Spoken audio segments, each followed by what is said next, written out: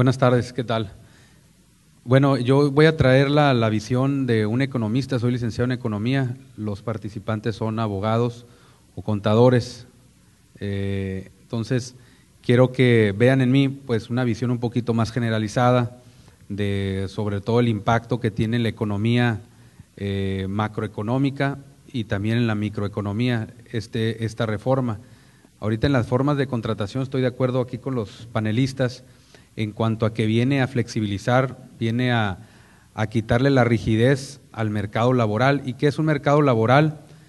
Es como cualquier otro mercado, es un sistema donde concurren diferentes entes y se ponen de acuerdo en qué se va a ofrecer en ese mercado, quiénes lo van a ofrecer, que van a ser pues obviamente los trabajadores, porque están ofreciendo su mercancía o su servicio, que es el trabajo, la fuerza laboral, y por la otra parte, ¿quién fija el precio? Pues es el que lo está demandando, que en este caso es el empleador, ¿verdad?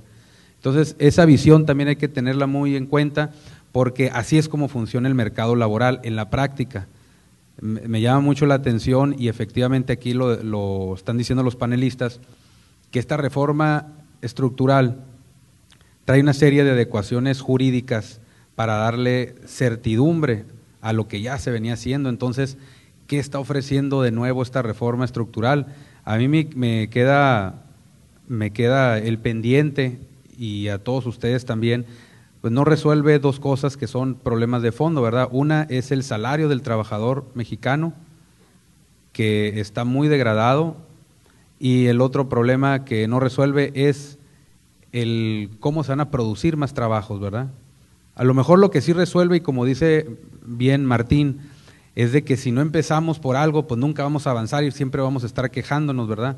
Y así es mucho los mexicanos, nomás nos estamos quejando de cosas y no nos ponemos en los zapatos de los gobiernos, que los gobiernos pues es una partecita nada más, ellos son como una guía, regulan, pero sin embargo tenemos que concurrir todos. Ahí está el mercado laboral, que son los que demandan los trabajadores, los que ofertan, que son la fuerza laboral, o sea, háblese de sindicatos, o los que por la vía libre lo están ofreciendo su trabajo.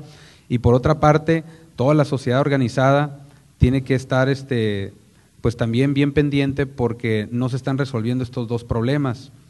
Entonces, lo que sí va a atacar la informalidad, que es algo que siempre hemos venido oyendo, de que pues ya casi el 30%, según algunas, el INEGI dice que el 30% de los mexicanos que económicamente activos están en la informalidad, y por ahí otros dicen que 2 de cada 3 mexicanos están en la informalidad, ¿verdad? Entonces ya no sabes ni a quién creerle, pero bueno, creámosle al INEGI, que de todas maneras es una cifra bastante preocupante en un país como México, bien lo decían aquí. México es un país que tiene tratado de libre comercio, que le dan pues una prioridad a nivel internacional, y deberíamos de estar siendo vanguardistas. Entonces el mercado laboral ha estado rígido por muchos años y no nos ha dado pues la capacidad para que se ponga más inversiones por parte de inversiones nacionales o extranjeras en México. O sea, no estamos ofreciendo un incentivo para esas empresas que a duras penas si vienen y pues ya ven a lo que es lo laboral, ya lo ven como un obstáculo, como si fuera algo impositivo, cuando debería de ser lo contrario, ¿verdad? Entonces, pues ojalá que esta reforma laboral venga a dar ese incentivo a los empresarios, pero pues también que se cuiden pues los derechos también de los trabajadores, que déjenme decirles, si hacemos un estudio, los trabajadores en México son de los más chiqueados que hay en el mundo. Y han venido gente aquí a nivel internacional, de hecho de las Naciones Unidas, pseudo Naciones Unidas, vinieron y criticaron de que se estaban violando los derechos de los trabajadores en Baja California, en la maquiladora, etcétera. Y pues miren, no es porque esté aquí el secretario, ¿verdad?, echarle una flor, pero la verdad, aparte que somos un estado donde sí se resguardan los derechos de los trabajadores, en México generalmente se resguardan esos derechos de los trabajadores, hasta se los llevan de paseo. No sé si esté por aquí algún industrial, algún maquilador, los llevan a recreación, etcétera, y en otros países ni siquiera pueden salir a comer, ni ir al baño, en China, por ejemplo, y se han venido reestructurando algunas cosas, pero México es un país que estamos muy chiqueados, ¿no? Y esta es una de las partes. Entonces, las nuevas formas de contratación, ya para no abundar mucho, y ya que me toque la participación del impacto económico y abundar más sobre esto, es de que sí estoy de acuerdo que se siga avanzando, pero esos dos problemas de fondo pues todavía no vemos cómo se puedan resolver con esta reforma, ¿verdad? Gracias. Bien, buenas tardes. Definitivamente que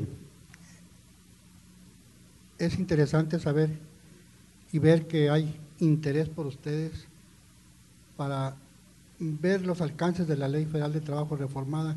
Si se dan cuenta, actualmente tenemos dos leyes federales de trabajo aplicables, una para los asuntos que están vigentes y que se presentaron antes del 1 de diciembre de este año, y la ley reformada que se va a aplicar en los asuntos que se presenten después del 1 de enero, o a partir del 1 de enero, perdón, a partir del 1 de diciembre de este año. Entonces, sí es importante tener en cuenta eso y ver la exposición de motivos de esas reformas, que yo creo que de ahí vamos a sacar o a disipar las dudas que tenemos para efecto de poder saber de dónde viene esa reforma o por qué se hizo esa reforma. En el caso de las contrataciones, es importante también, si me permiten, voy a leer el artículo a que se refiere de los contratos. El artículo 35 dice: las relaciones de trabajo pueden ser para obra o tiempo determinado, por temporada o por tiempo indeterminado, y agrega, y en su caso podrá estar sujeto a prueba o a capacitación inicial. A falta de estipulaciones expresas, la relación será por tiempo indeterminado. Si vemos aquí, sigue regulando que los contratos pueden ser para obra o tiempo determinado. Ahora bien, dice, y en su caso podrá estar sujeto a prueba o a capacitación inicial. El doctor Castillo, ojalá nos pueda dar la respuesta a esto. No han desaparecido los contratos por tiempo determinado, sino simplemente puede ser por tiempo determinado y aparte puede ser a prueba o aparte puede ser por capacitación inicial. ¿Por qué? Porque hay mucha duda sobre los compañeros litigantes en el sentido de que ya no existen los contratos por tiempo determinado, sino que van a ser a prueba o por capacitación inicial. En este caso, aquí habla de podrá, no deberá. En todo caso, yo creo que todavía tenemos esa oportunidad, ya sea los empresarios, para que celebren contratos por tiempo determinado sin que estén a prueba, o que celebren contratos por tiempo determinado sin que estén por capacitación inicial, que podría dárselas cualquiera de esas formas. Entonces, son situaciones que realmente tenemos que analizar para efecto de ver si efectivamente nos afecta o no afecta al trabajador en determinados casos. Por eso le decía yo que es importante ver la exposición de motivos de estas reformas en cada caso concreto. Y definitivamente que la ley, hay opiniones encontradas de que es en beneficio del patrón. Si la analizamos debidamente, creo que trae bastantes beneficios por parte para el trabajador y muchas sanciones para los patrones, que posteriormente se van a ver. Se dispararon a un 1000% las multas, las sanciones a ellos. Entonces, ¿qué beneficio tienen entonces los patrones o los trabajadores?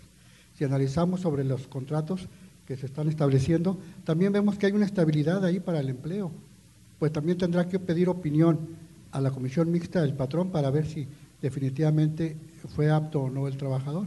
Otra piedrita en el camino para que no lo despida injustificadamente.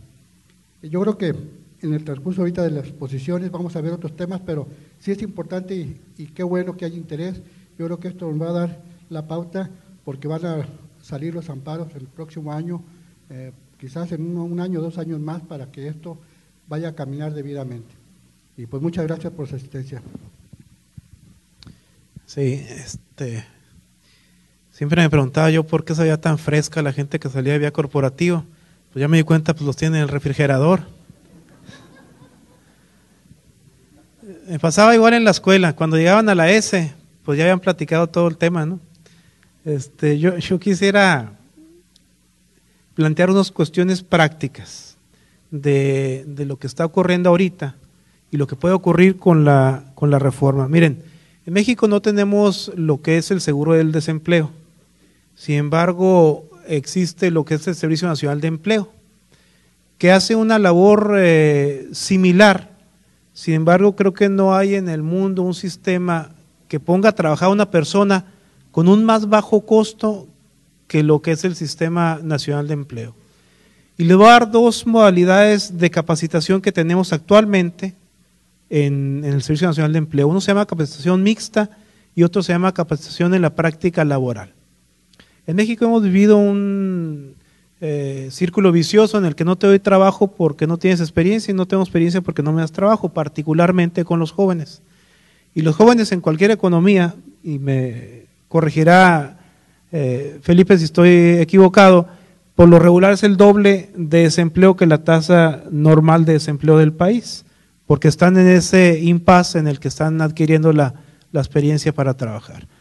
Entonces, en estas dos modalidades que tenemos de capacitación para el autoempleo y capacitación mixta, tiene que ver con cuando viene una nueva inversión, se le ofrece que se le pague la capacitación inicial de sus nuevos trabajadores. Entonces viene una Samsung y va a abrir 500 plazas laborales. Bueno, le pagamos entonces nosotros de 1 a 3 salarios de 1 a 3 meses en lo que capacitan a su personal. La relación laboral es con el gobierno. Entonces, al finalizar la capacitación, la empresa nos decide con cuánto se va a quedar, aunque el contrato que hacemos con ellos es que se queden al menos con el 80%. Los resultados es que al terminar la capacitación tenemos una contratación del 97%. Y cuando los contratan, obviamente se computa la antigüedad del primer día que empezamos a trabajar con ellos, que tiene que ver con la modalidad que se está generando ahora. Entonces, y la capacitación en la práctica laboral tiene que ver con el que hay un despacho de contadores, uno de abogados, o hay un taller mecánico que ocupa personal para que trabaje con ellos. Y ante lo que tenemos en la ley, o teníamos en la ley, que le daba temor a las personas, nosotros les ayudábamos también ofreciéndoles el pagarles esa capacitación que iban a tener en sus negocios.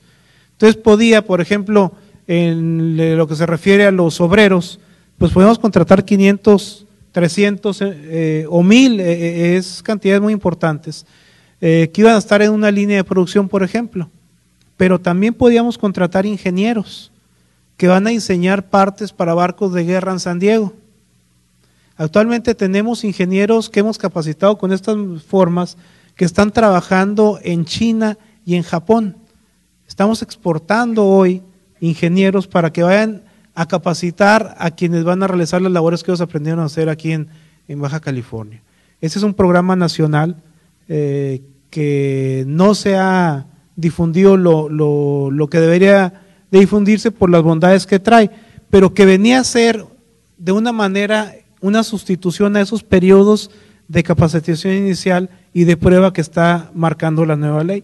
Entonces es lo que yo les podía comentar, sí funcionan, o sea, tan va a funcionar que está funcionando con lo que teníamos anteriormente y que nos ha dado magníficos resultados porque se integra a una serie de incentivos tanto para la inversión como para la contratación de nuevos trabajadores, porque efectivamente les permite saber si tiene ese trabajador la capacidad para realizar ese trabajo para el cual lo están contratando.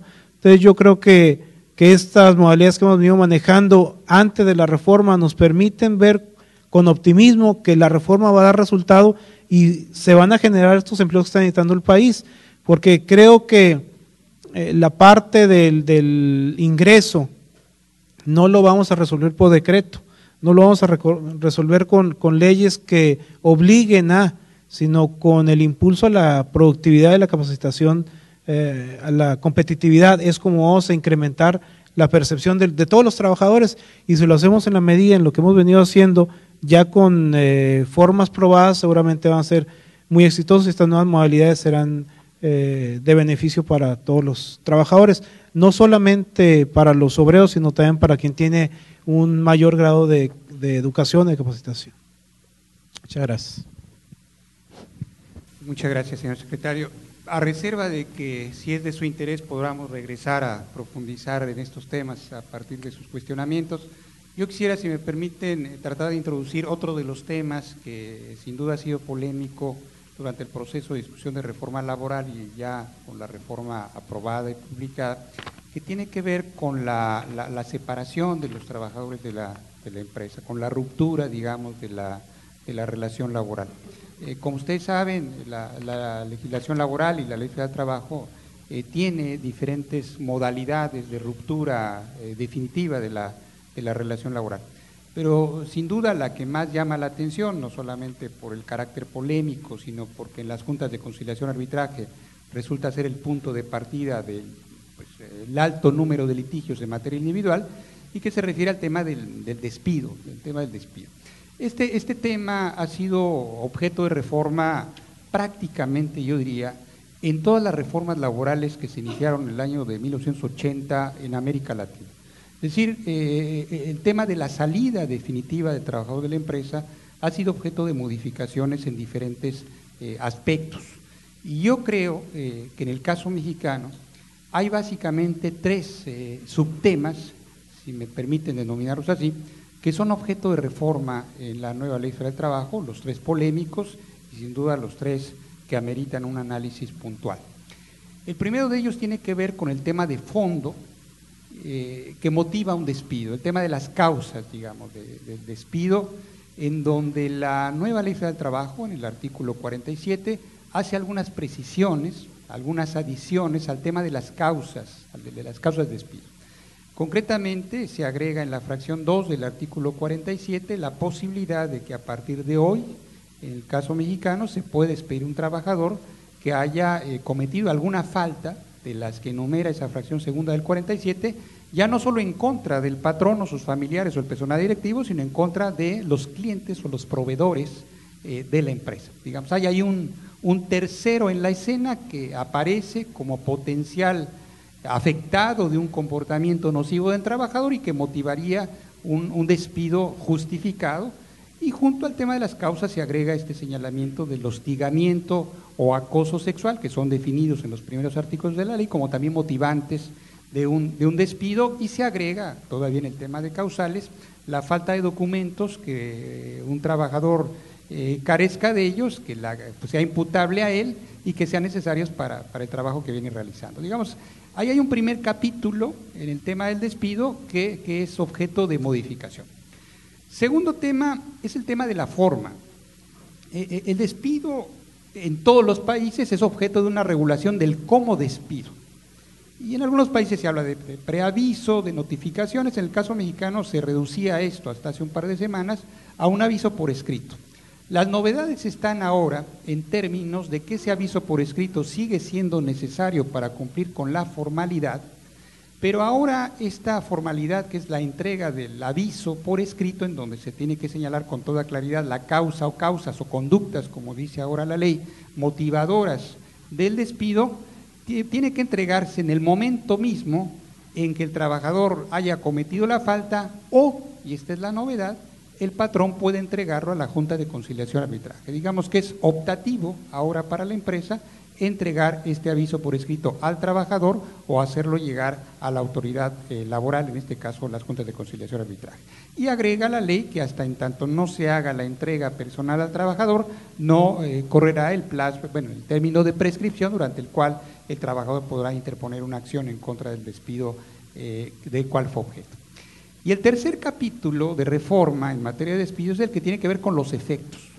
Los efectos, que es uno de los temas sin duda espinosos y que tiene que ver con las consecuencias económicas derivadas de un despido considerado injustificado, ¿no? Esta idea de los salarios caídos, ahora sujetos a un esquema diferente, plantea la nueva ley la posibilidad de que ahora solo se tenga la obligación por parte de la empresa de pagar un año de salarios caídos, y que si el juicio en los tribunales laborales dura más de ese tiempo, se propone ahí una fórmula que permitiría calcular por cada mes posterior a la duración ulterior al año de despido, que se calcule sobre una base de 15 meses de salario un interés de 2% mensual que sin duda comentaremos en un ratito, seguramente ha sido objeto de varias interpretaciones. Pero yo resumiría este tema de la separación, centrándonos en el tema del despido, con estos tres aspectos: el tema del fondo, el tema de la forma y el tema de los efectos. No sé si en torno a estas ideas alguno de mis colegas quisiera reaccionar para hacer algún tipo de precisión o algún comentario sobre el particular. Braulio, por favor. Bueno, ya. Quisiera puntualizar, hay una cuestión que es muy interesante de la reforma a la Ley Federal del Trabajo, y es la evolución que tiene la Ley Federal del Trabajo. La inclusión de los derechos humanos es una parte que yo considero que es muy importante y es algo que debemos de tomar muy en cuenta, porque esa es la parte que considero más trascendente en su evolución. Los derechos humanos, la equidad de género. Digo, ahora el hombre también, si su mujer, si nace un hijo, también va a tener derecho a irse unos días a su casa para compartir esta responsabilidad, y que no nos salga el día de mañana con que yo no te puedo ayudar porque me tengo que ir a trabajar, ¿no? Los que traemos el mandil puesto vamos a colaborar, vamos a seguir haciendo lo mismo, y eso la ley también se los permite.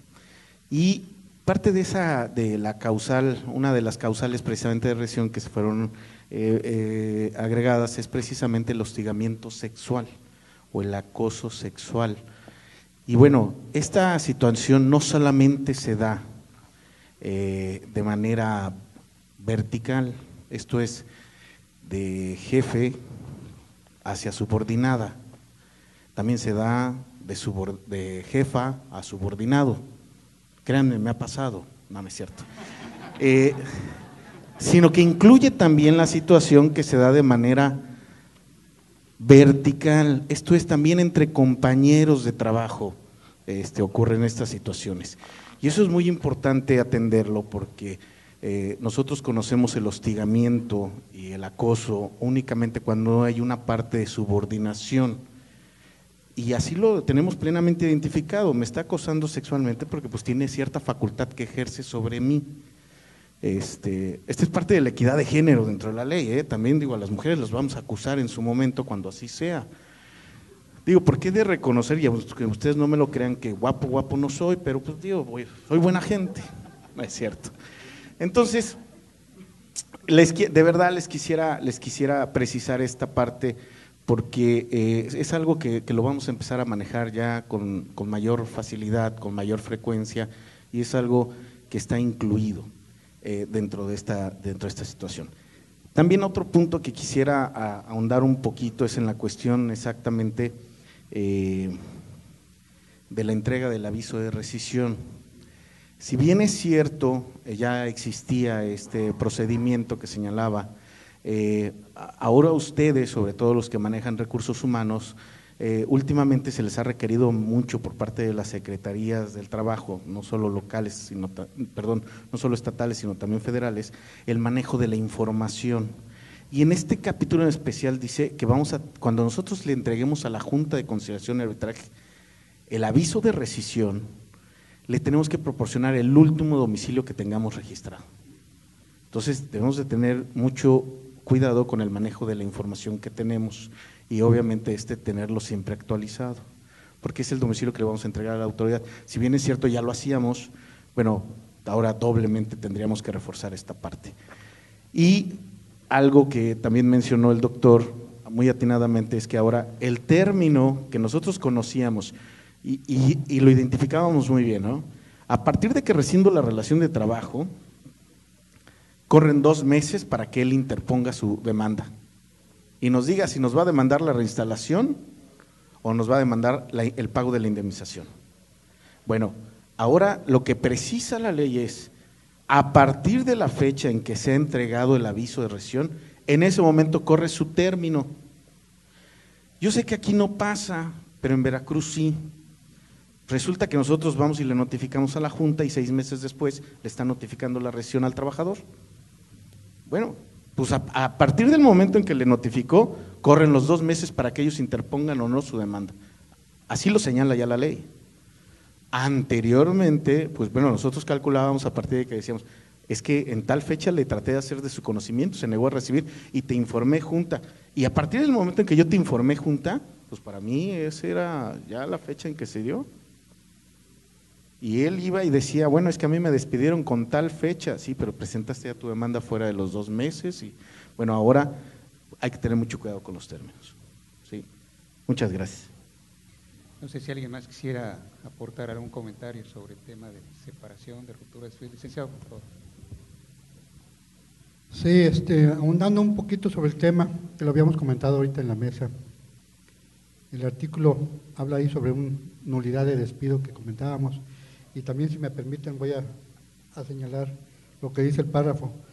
La falta de aviso al trabajador personalmente o por conducto de la Junta por sí sola determinará la separación no justificada y en consecuencia la nulidad del despido. No sé si puedan interpretar lo que quiere decir.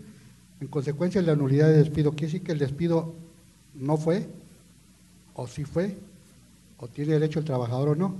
Lo que, en mi opinión, salvo también la de los panelistas, es de que se refiere que la separación tiene como consecuencia la nulidad del despido, quiere decir la nulidad de la rescisión que pretendió hacer el patrón al trabajador.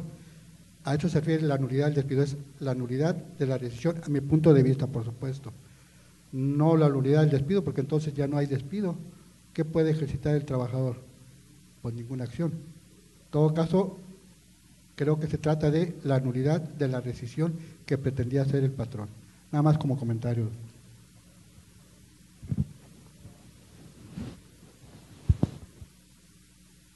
Bueno, perdón. Anteriormente, antes de la reforma, la ley hablaba de la inexistencia del despido. Esto es, simplemente si no se acreditaban estas causales, nunca había existido despido. Ahora el término es un poquito más creciente, ahora se nulifica el acto.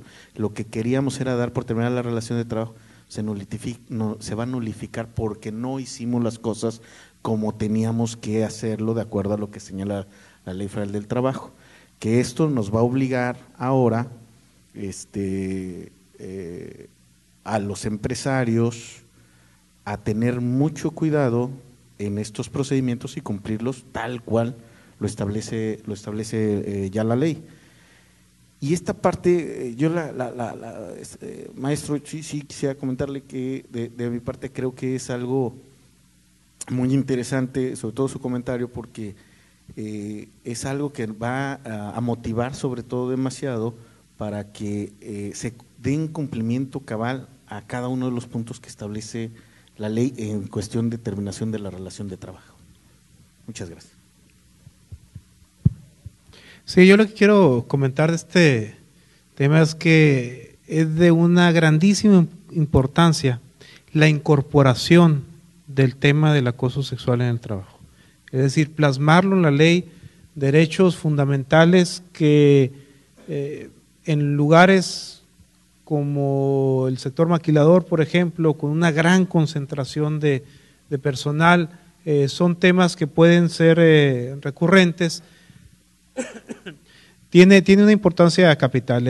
Los 3 ejes de la reforma, el tema del trabajo decente, tiene que ver precisamente con este tipo de temas, con el poder plasmar lo que queremos que ocurra en la relación obrero-patronal, el tema de los permisos de paternidad, el permiso por adopción. Todo esto es lo que le da a esta reforma la parte de calidez que tiene que tener una ley laboral, que tiene que ver con el proteger los derechos de los que estén en una situación de mayor vulnerabilidad, en el caso de las mujeres particularmente. Y también agregar que, bueno, ciudades como Tijuana, con la topografía que tenemos, con la escasísima nomenclatura que tenemos, será un reto muy importante para la autoridad el poder, aunque vaya a notificar a la Junta el patrón, el poder lograr la notificación de manera exitosa y que no se nos acumulen los expedientes por falta de una notificación efectiva. Sí, sobre el tema de hostigamiento hay todo un diseño, yo diría, interesante, que atraviesa de manera transversal varios capítulos, ¿no? El nuevo artículo 3 bis en la Ley Federal del Trabajo trae dos conceptos novedosos, el de hostigamiento al cual se refería el licenciado Braulio, que hace alusión a esta idea de jerarquía, y el tema de acoso, que va más en el sentido de una visión horizontal, y esos dos comportamientos aparecen reflejados después en el artículo 47 como causales de despido, pero vale la pena subrayarlo también como causales de separación o retiro, ¿no? Es decir, no solamente en términos de algo que puede sancionarse un trabajador por ese comportamiento, sino también como una conducta que puede cometer el patrón y el trabajador separarse, digamos, justificadamente, ¿no? Pero sobre este tema, antes de pasar a otro capítulo, no sé si alguien más quisiera hacernos un comentario. Licenciado, por favor.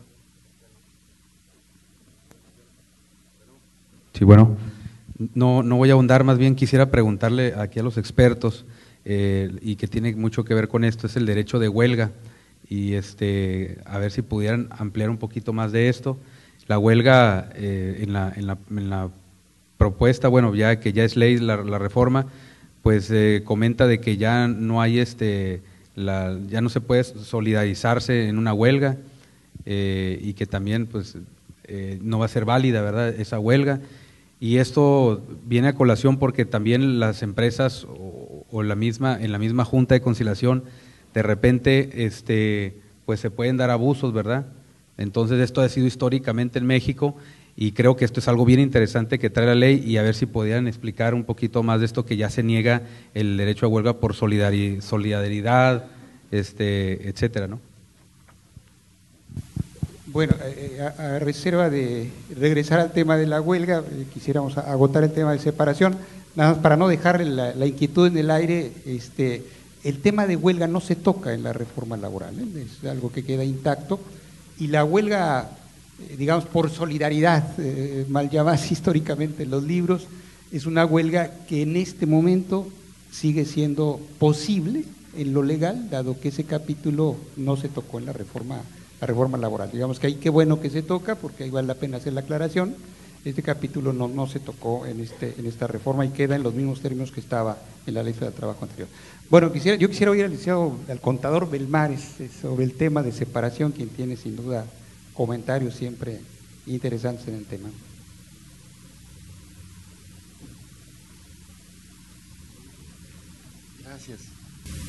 Gracias. Al escuchar esto del hostigamiento y el acoso sexuales, yo me quedo pensando en aquello de las técnicas de motivación, moral o clima de trabajo, y solicitaría de manera muy atenta que ante esta reforma censuren permanente y rotundamente a Lupita D'Alessio con "hace tiempo que no siento nada al hacerlo contigo". Pues imagínense que se cumple esto del hostigamiento y el acoso 000. Piénsenle, después platicamos. Las indemnizaciones son algo que viene a generar mucha controversia. En lo particular, solamente quisiera apuntar un detalle. Se habla de intereses, pero quienes somos contadores específicamente sabemos que eso no son intereses.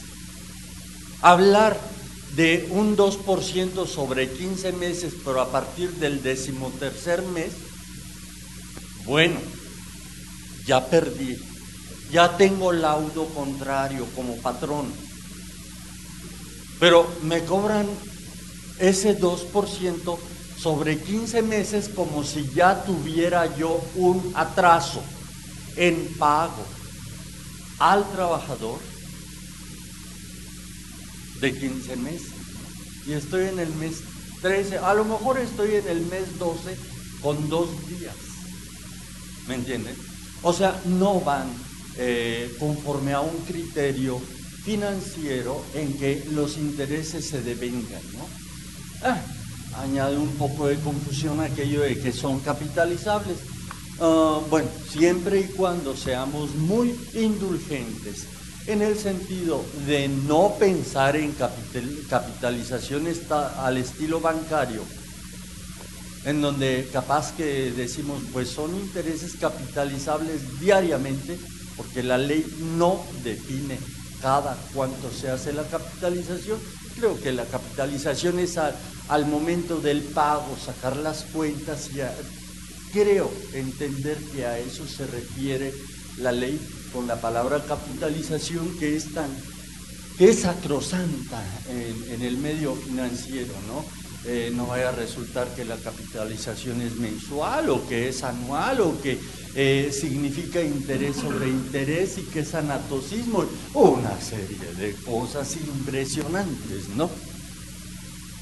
Y alrededor de eso mismo también es menester tener en cuenta, pues, que hay diferentes criterios acerca de si los tales intereses implicarían que cuando lo recibe el trabajador habremos de inscribirlo en el Registro Federal de Contribuyentes, vamos, considerando que tiene ingresos por intereses no bancarios, ¿no? O sea, el capítulo 9 de renta, cosa que significaría un verdadero problema con la retención provisional del 20% y lo mandarían a declaración anual y de quién sabe qué tanto, ¿no? Sería impresionante. O si esos intereses se tomaran bajo la calidad de salario, caso en el cual, pues entonces habría que aplicar el procedimiento fiscal correspondiente, esperando que no nos resulte el honorable Seguro Social, con la puntada de que hasta sería salario integrado, porque eso nunca sería salario desde un punto de vista personal, jamás. Bueno, yo no votaría. Bajo múltiples fundamentos que sería muy largo detallar, no, esos intereses jamás podrían considerarse como salario integrable. Y surge la última inquietud, bueno, y esos intereses, si no son derivados de productos de capital o rendimientos de capital, ¿tendrían naturaleza indemnizatoria? Se dividen las opiniones y en ese terreno pues existe opinión en sentido afirmativo. Yo en lo personal, pero en lo muy individual, me adhiero a esa postura bajo el principio jurídico de que lo accesorio corre la suerte de lo principal, y me da a mí la impresión de que sería un accesorio en función precisamente del suceso que pretenden retribuir, caso en el cual entonces fiscalmente habría que tomar en cuenta que les sería aplicable el régimen de exenciones de ISR para el trabajador relativo a retiros, aquello de los 90 días, ¿se acuerdan? Pero también caso en el cual, si es una indemnización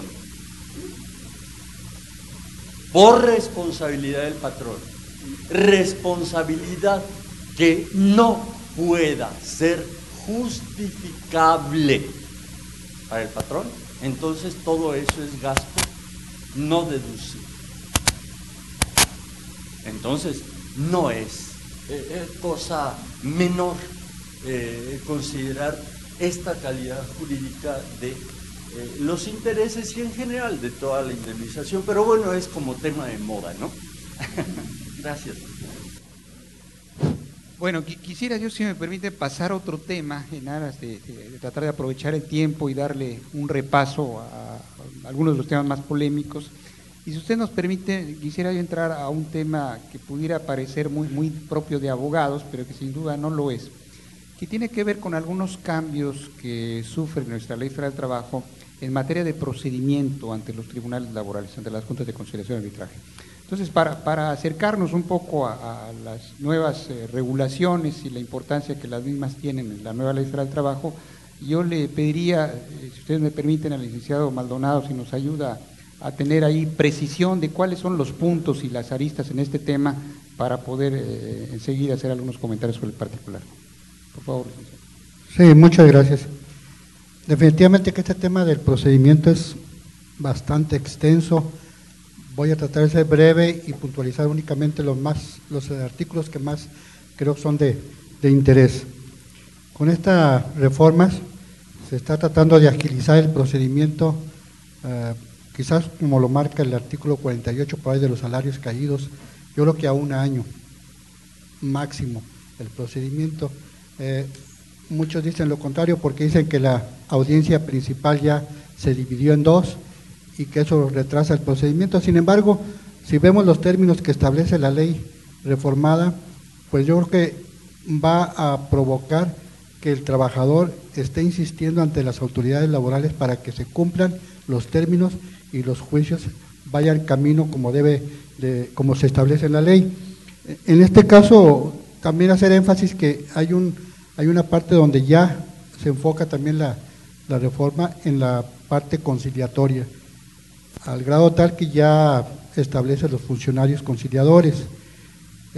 Ve que con ello se puede lograr un objetivo pronto, inmediato, una terminación de un juicio a voluntad de las partes, que eso también viene a quitar el rezago a los tribunales del trabajo. Entonces, otro de los aspectos muy importantes aquí es sobre el derecho que tiene el trabajador a ser bien representado, a tener certeza de que la persona que lo está representando sea la persona capaz, adecuada, que tenga los conocimientos, por lo que se estableció que los abogados o los litigantes o las personas que participen en el procedimiento ordinario deban de ser abogados, licenciados en Derecho o licenciados en Derecho con conocimiento laboral y más que nada que tengan la cédula o la carta de pasante. Sin estos requisitos no pueden participar ni representando a la empresa ni representando al trabajador. Tienen que tener estos requisitos de cédula profesional o carta de pasante. Entonces, ¿qué digo con ello? Que se está beneficiando al trabajador, se les trata de proteger debidamente para que se encuentre debidamente representado. Otro de los aspectos muy importantes también es sobre los elementos de prueba. Anteriormente en la ley no se establecía, aunque se daban los casos, no se establecía los elementos de prueba como los documentos llamados fax, correos electrónicos, cintas cinematográficas, videos, etcétera. Ahora ya lo establece como un elemento más para poder aportar en juicio y en su caso acreditar su defensa o acreditar la acción que ejercita el trabajador. Otro de los temas también importantes es sobre la personalidad de los sindicatos. También establece que pueden ser representados, pero también por conducto de un abogado, licenciado en Derecho o pasante. Igualmente se le impone esa obligación para que pueda ser representado en juicio. Otro de los aspectos también importantes, sin llegar todavía al procedimiento, son que ya obliga a la autoridad laboral a efecto de que se establezca un sistema para que las partes puedan consultar los expedientes. En muchos tribunales de otra naturaleza hay computadoras donde pueden entrar las partes, ver su expediente, etcétera.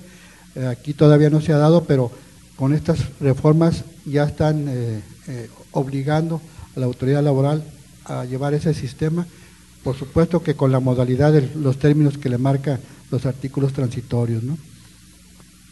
En cuanto a lo que marca de las correcciones disciplinarias, les decía yo que aquí definitivamente que perjudica a las partes y beneficia al trabajador en un momento dado, pues cuando se sancionan por alguna corrección disciplinaria, marcaban que eran 7 salarios mínimos, ahora marca 100 salarios mínimos, pero dice que en caso de que sea el trabajador, será lo que corresponda a un día de salario. Entonces, para que vean los trabajadores que realmente sí hay un beneficio con estas reformas. También los abogados no están en ese supuesto de un salario, los abogados del trabajador, si incurren en alguna sanción, pues van a pagar lo que corresponde como multa a 100 salarios mínimos. En cuanto al aspecto de la actividad procesal, anteriormente nuestra ley establecía, había unos términos que eran de 6, otros manejaban en términos de 9 meses para efecto de que se caducara de la instancia, o como le llaman ahora, desistimiento de la acción por falta de promoción del trabajador, siempre y cuando sea necesaria. Ahora, con estas reformas, recorta ese término y son de 4 meses para efecto de que si no se promociona en ese término, se le tenga a petición de parte por desistida de la acción que ejercitó el trabajador. Habíamos comentado también un punto ahí con el licenciado Leonardo Martínez sobre el allanamiento por parte del demandado en el juicio. El allanamiento puede ser total o parcial. En el caso de que sea total, pues simplemente se termina el juicio porque se allanó el patrón y simplemente hay que verificar en qué consistió el allanamiento, qué procederá, si hacer una resolución, un acuerdo, que eso la autoridad en su momento nos lo hará saber. Pero cuando es un allanamiento parcial, pues ahí se da por terminada el allanamiento parcial y se deberá continuar con lo demás que esté reclamando el trabajador. ¿Qué sucede si son varios demandados y uno se allana? Los demás demandados quedarán también ya excluidos de la acción ejercitada por el trabajador en su contra. Aquí queda la duda, porque si una persona simplemente dice, no, yo me allano, soy persona física, no tengo ningún bien, no tengo nada que me puedan quitar, me allano, y así los demás demandados ya no tienen ninguna responsabilidad. Ahí tendríamos que analizar ese punto para efecto de que no se dé el supuesto, porque en todo caso sí perjudicaría al trabajador algún acuerdo donde ya se eliminan a todos los demandados por el allanamiento de un demandado físico, o una empresa que ya desapareció. Entonces son puntos que nos benefician al trabajador, son puntos que pueden perjudicar en un momento dado según se analice o se acuerde por los tribunales del trabajo. En cuanto a los certificados médicos, hubo una variante también anteriormente. Estos comentarios los estoy haciendo por aquellas personas que realmente litigan en materia laboral. Anteriormente se expedía un certificado médico cuando alguna persona no podía ocurrir a la Junta a declarar, en este caso por lo general los absolventes. Se estimaba que estaba incapacitado para ir, se exhibía el certificado bajo protesta, se suspendía la audiencia, se señalaba nueva fecha y si subsistía el impedimento, se le pedía al doctor que fuera a ratificar dentro de los 5 días siguientes para ver si efectivamente continuaba enferma esta persona, y si iba el doctor a ratificar el certificado, en fecha posterior irían al domicilio donde se encontrara esta persona para que fuera a absolver posiciones o declarara, ¿no? Actualmente ya con la reforma ya no hay necesidad, según se desprende del artículo, de que el doctor vaya a ratificar ese certificado. Nada más dice que si se subsiste la causa del impedimento, pues simplemente se va a ir directamente al lugar donde se encuentre la persona para que pueda deshogar la prueba. Entonces, en ese aspecto también hay un avance porque agiliza más el procedimiento. Otro de los aspectos también sobre las confesionales de las empresas morales. Había algunos desacuerdos sobre quién deberá de comparecer a absolver posiciones. Decían que únicamente los representantes legales de las empresas. Sin embargo, con criterios que había, se estimaba que también los apoderados tenían el carácter de representante legal. Ahora con la reforma ya se establece que también los abogados tienen ese carácter y pueden absolver posiciones siempre y cuando se les den esas facultades para que absuelvan posiciones. En uno de los puntos también ahí, si una persona para hechos propios que sea citada por la autoridad y ya no labora en la empresa, tendrá que citársele para que vaya o se le proporcione el domicilio por parte de la empresa. Al final de cuentas, para que cambie la naturaleza de esta probanza, tendrán que pasar que haya terminado su relación laboral con la empresa 2 meses, cuando menos, 3 meses, cuando menos, perdón. Y después de esa, ya podrá cambiarse la naturaleza de la prueba a testimonial. Entonces, si se comprueba que tenía 1 mes o 2 meses apenas que terminó la relación, pues seguirá siendo absolvente para hechos propios. Pasando 3 meses, será como testigo el llamado a juicio a esta persona. En cuanto a los documentos, yo creo que es de todos conocido que un documento es suscrito por la persona con una firma al calce generalmente. Para darle valor, si no aparecía la firma al calce, pues no, aparentemente no tenía valor esa probanza. Sin embargo, ahora habla de con la firma o huella al pie o al margen, se entiende que lo suscribió. Es decir, si pone la huella o la firma al margen de ese documento, se refuta que lo suscribió. Entonces, también ahí creo que ya cambió esa situación, ya da más margen a que el documento exhibido aparezca la firma al margen o al calce, tiene valor pleno. Uno de los puntos muy importantes, anteriormente se marcaba como máximo de 3 testigos para aportar en juicio para cada hecho. Si un trabajador ofrece 3 testigos para acreditar su despido, actualmente la ley establece que puede ofrecer 5 testigos para cada hecho. Sin embargo, de los 5 testigos que ofreció, únicamente va a deshogar 3 testigos. Es decir, esta idea yo quiero pensar que es porque ofrece 3 testigos, al final de cuentas un testigo no quiso ir, el otro testigo ya se murió o ya salió fuera de la ciudad y solamente le queda un testigo, y en términos de ley un testigo no crea prueba plena. Entonces, creo que el espíritu de la ley es, puedes ofrecer 5 testigos y de esos 5 testigos al momento del desahogo puedes desahogarlo únicamente con 3 testigos. Entonces creo que es una ventaja y no nada más para el trabajador, también para el patrón está esa disposición, no distingue en este caso. También en cuanto a los peritos, anteriormente se imponía la carga de la prueba al patrón, de que si no viene tu perito, pues se te declara desierta la prueba y ni modo. Ahora no, la disposición es de que si no viene alguno de los peritos de las partes, señalarán nueva fecha y se le aplicarán los medios de apremio al perito. Entonces también ahí es un beneficio para ambas partes en cuanto a esta probanza de peritos.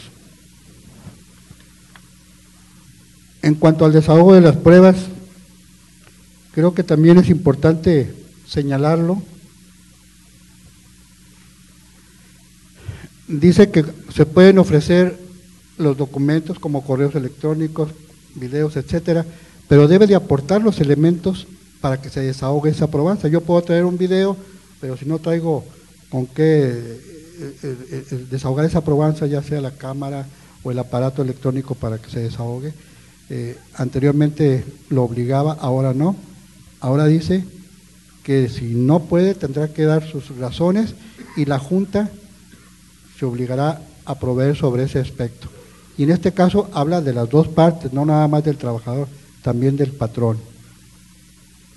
En cuanto al procedimiento ordinario, pues ya vimos que ahora ya son dos etapas en la primera audiencia, demanda y conciliación, demanda y excepciones, y una segunda que sería de ofrecimiento y admisión de pruebas.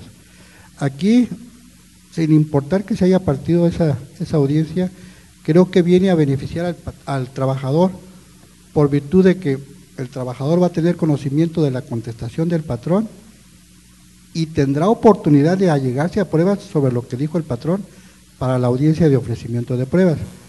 Anteriormente no, era conocer la respuesta del patrón e inmediatamente ofrecer pruebas. Entonces creo que lo dejaba en estado de indefensión. Actualmente ya no, va a tener oportunidad el trabajador en cierta forma de preparar las pruebas para acreditar su acción. Les comentaba que aquí la función del conciliador siempre va a ser primordial. Los asuntos aquí en la Junta de Conciliación, afortunadamente, arriba del 90% se solucionan por esa vía, y eso es un buen síntoma.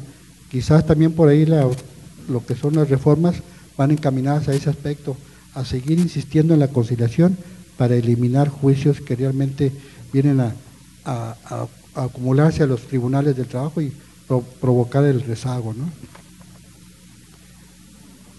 Hay otra de las partes aquí también que obliga a la autoridad a resolver sobre la admisión de pruebas en el momento que se dicten. Sin embargo, le da la facultad de que podrá reservarse, pero exclusivamente dentro de los 5 días resolver sobre la admisión de pruebas.